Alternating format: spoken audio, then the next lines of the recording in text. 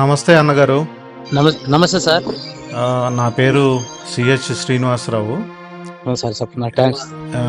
హమరాస్ landmark private limited అనే ఒక పెద్ద అవును సార్. ఫ్యామిలీకి అవును సార్. నేను మేనేజింగ్ డైరెక్టర్గా ఉన్నాను.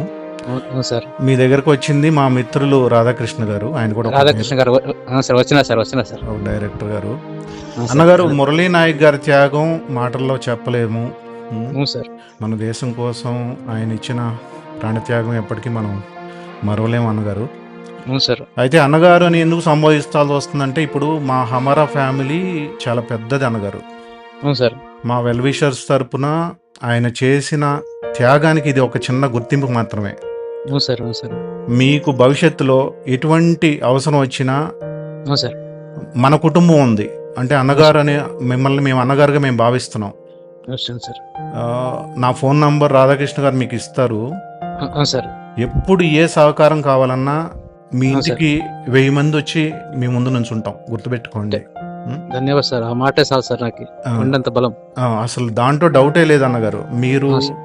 మీరు ఫస్ట్ ధైర్యంగా ఉండండి. మీకు కొండంత ధైర్యం ఇవ్వాలని నేను ఆ దేవుణ్ణి మా ఫ్యామిలీ తరపున, మన ఫ్యామిలీ తరపున దేవుడిని ప్రార్థిస్తున్నాను.